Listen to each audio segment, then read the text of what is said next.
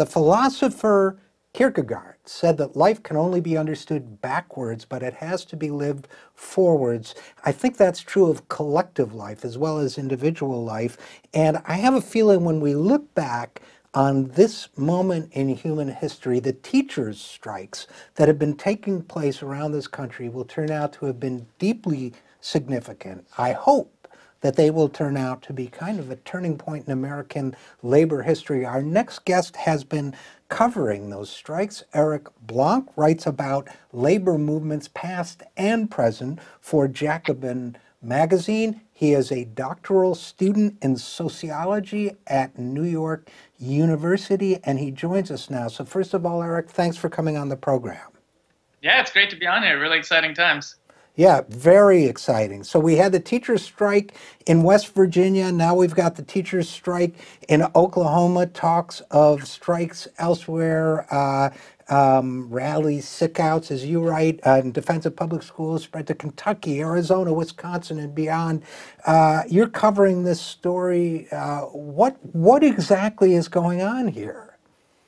Yeah, I mean, I think the dam is breaking. For decades, labor has been on the defensive.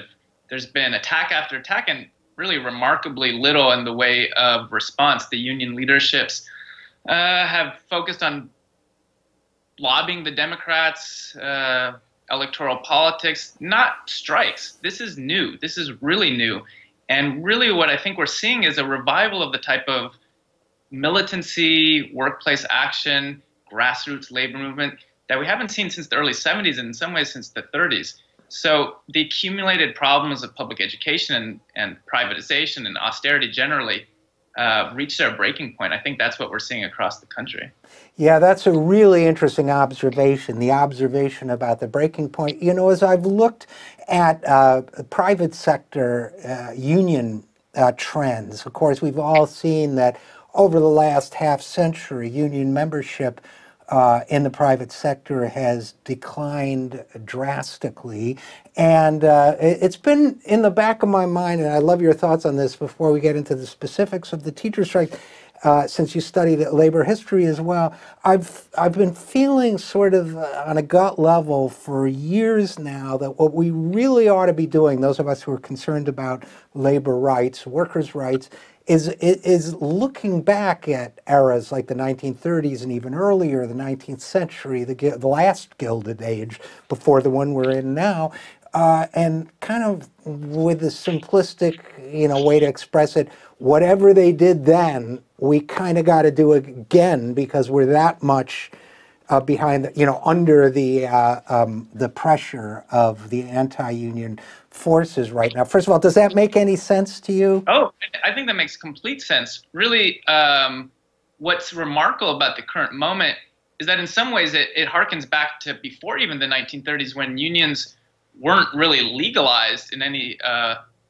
significant sense. So workers were obliged to take strike action to win their demands. So your intuition there is 100% right.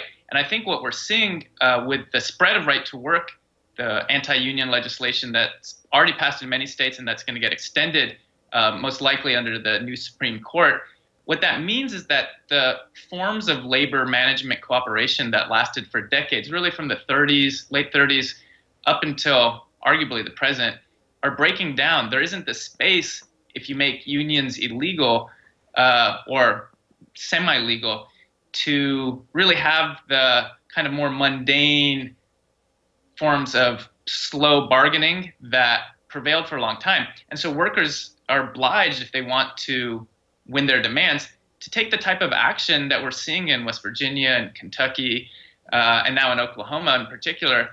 And I think the lessons of this earlier period show that you can win. Clearly, we want strong labor unions. We want more rights, not fewer for labor. But just because something's illegal doesn't mean it can't be done. And just because there isn't a strong union at a given moment doesn't mean you can't organize a strong strike and rebuild the labor movement from the bottom up. That's really what's happening right now. Yeah, and that to me is extremely important. There's another aspect of these teacher strikes that I find striking, if you will, no pun intended as well, which is, as far as I can tell, in each case, certainly in West Virginia and Oklahoma, there's a sense that their labor actions are about more than just their own working lives. And they are also about worker solidarity in the sense, and this is my perception, and correct me if I'm wrong, you think I'm wrong, but they're about worker solidarity and the fact that other workers deserve support as well. And they are about, and since we're talking about teachers, they're also about funding the school system adequately. The Oklahoma teachers have made explicitly, as I understood it, as I understand it, said that just their own salary is not the only issue here. We need to adequately fund our schools. We need to give kids school supplies. It seems to me that that is, among other things, a blow for the public good in the broadest sense, a blow for government in the public sense, the idea that we need a government entity, in this case schools, that serves the people. So I see signs of a broader movement in this. Does that make sense to you too? Oh, yeah, I mean, you're completely right. It's amazing if you look at what happened, for instance, just in the last few days in Oklahoma. Last week, the governor and the Republican legislature, under pressure, came up with some significant concessions to the teachers.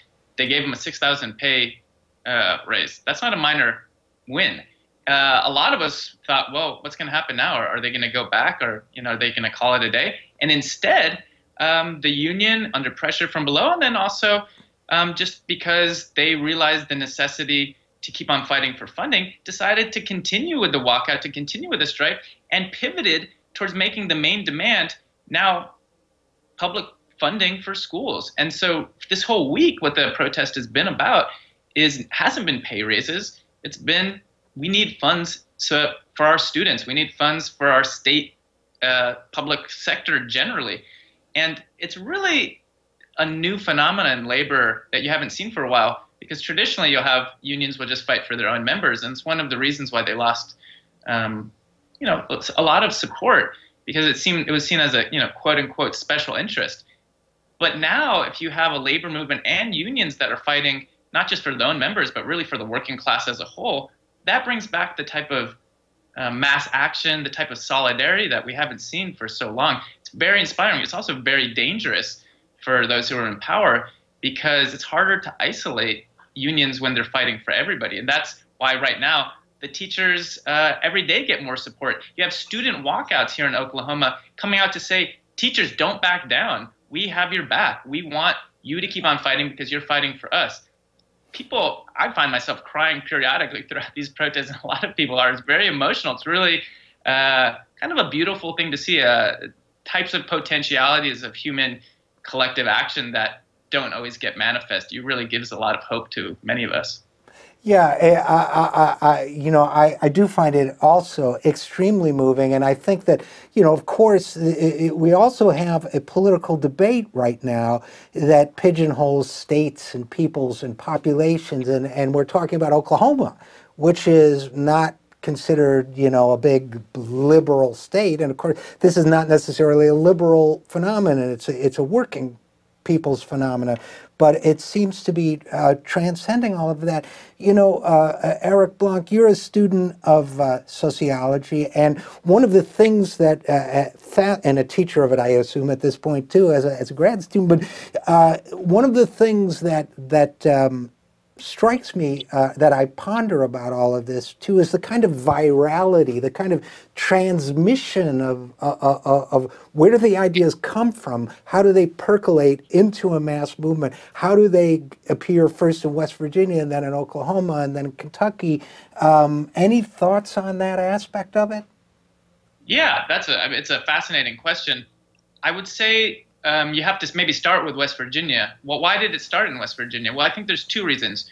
One is that there's a tradition of labor militancy there that was never fully extinguished. So you have mine workers' families, you have teachers who organized the first walkouts in early February of this year, most of whom I talked to were the kids of mine workers who had done strikes, who'd done wildcat strikes, and they knew what that meant, and they felt almost a familial obligation to stand up for their class, the working class, when the attacks on public education and on really health insurance, which was the most immediate trigger in West Virginia started coming down in 2017. So they initiated walkouts in February, and that, I think, is a real manifestation of tradition. But on the other hand, in West Virginia, you also had socialists who had been young people who'd been energized by the Bernie Sanders campaign and who took a really important role in starting a Facebook page, of all things, not a traditional labor movement vehicle, to organize the strike statewide. And they took the initiative because they thought maybe it would work, maybe it would catch, and it did catch. And through that Facebook page, in combination with the southern counties, it went viral. And then all of a sudden, it's a game changer because the whole country saw that it could be done. And so everyone I've talked to here in Oklahoma and talking to Kentucky says the same thing. We were watching West Virginia closely, and what that showed is you can strike, you can win. And there's a real conscious effort to emulate the success of West Virginia. And I don't really think that that genie can be put back in the bottle. I think we should expect the strike wave to continue. Well, that's such an exciting thought. Now, you had in West Virginia, they won concessions not only for themselves, but for the correction officers, if I recall correctly. In Oklahoma, as you've said, Eric Blanc, they won a $6,000 pay increase for themselves, which for teachers who are underpaid is huge. And yet they're actually, as I understand it, putting that victory for themselves at risk. They're gambling, if you will, their $6,000 in order to fight for the schools themselves. Is that correct? It's a little bit more complicated. The bill that gave the raise, it was passed and signed. It's very unlikely that that bill for the raise would be reversed. What is true, though, is it's a huge gamble to continue the strike to win these broader demands. They risk both their union people who are risking their livelihoods by doing a semi-illegal strike. There's no collective bargaining for public employees in Oklahoma like in a lot of these states. So there's a huge risk involved in organizing this action.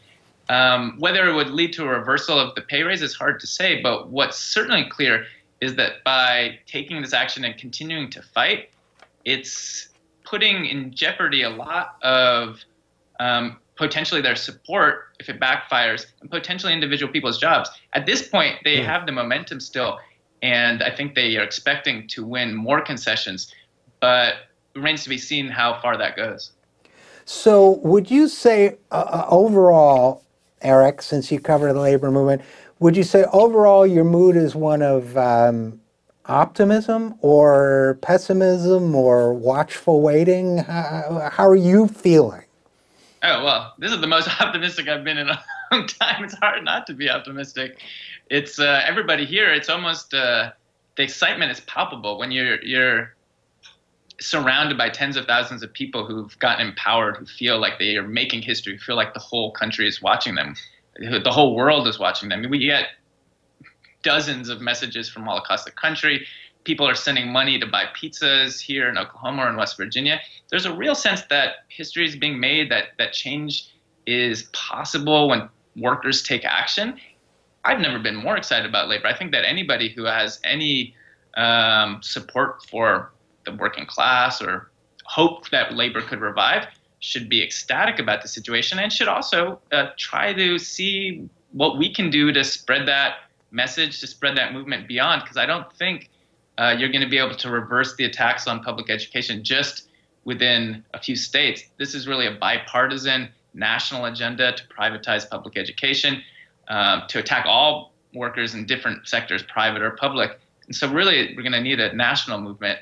And I think we should expect and hope for this movement to spread more broadly beyond just public education and just beyond the quote-unquote red states. So last question for you. What do you think people can do to keep that spread going, to keep that energy and momentum going and see it become nationwide in nature? Well, yeah, that's an excellent question. I think the answer is you have to organize where you're at.